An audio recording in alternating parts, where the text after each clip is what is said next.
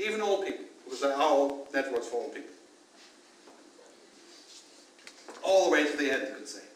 So you should put yourself in the middle of this. This is crucial.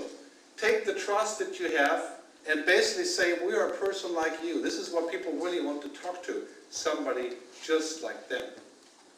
Trust requires conversations, engagement, all these things that you already are doing. And I think, honestly, the world is also your audience. Yes, it's in Dutch, but the world wants to hear it. Why not make it available for everyone?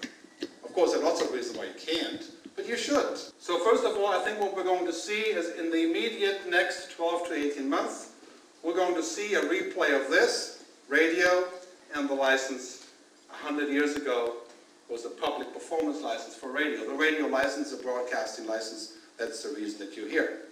We're going to see the internet and online networks and people connecting and downloading stuff, a new license that will create even more money. In other words, if every user of the internet pays €1 a week, €4 a month, but doesn't actually pay it, somebody else will pay for them, third party, ads and other things. This is kind of global, but that's the model. The entire music business would be already twice as big. Could easily be bundled into radio access. We're already paying for radio. So the economics are there. We're going to see a flat rate license for digital music in the next 12 to 18 months. This is a big development for broadcasters. So here are the 6 inevitable things. Broadcasting must support time shifting, space shifting, sharing, interactivity, community, and social media. Here's a couple do's. I'm not asking you to eat. I'm asking you to think about how kids today, how youth today are snacking.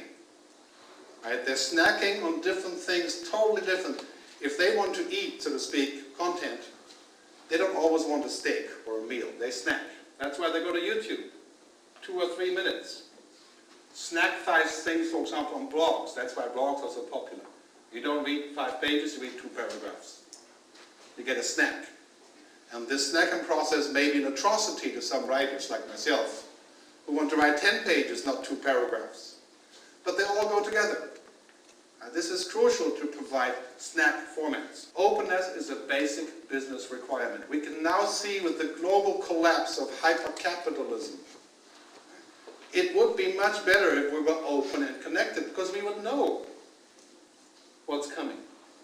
Barack Obama won the election in America because that's his mantra. Right? Open, connected, and having conversations with people. That's the same, I think, for broadcasting would be very important to do this. Think about the role changes.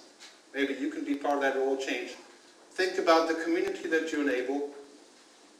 And this is a very important graph taken from a book called Crowdsourcing. You connect with many other players in this ecosystem. You are part of the system. You're not the system. Right? You're not actually owning the system. Right? You're connected to many others. Get your archives online and think about what this would mean if people would have something like the Google Reader. Essentially, what I'm having on the Google Reader, I will have next year, where all my TV, all my radio shows will be part of a reader. And it could run anywhere, on my television, on my computer. This is sort of a preview of what it would look like with my reader. Charles Ledbetter wrote a book called We Think. He said, in the past you are what you own, now you are what you share. Get your users, your audience to share, and then you can keep them. They'll stay with you. If you prevent them from sharing, they'll leave. Because that's what they want to do. We've talked about this already. I think in this world that we're going into, attention is the new money.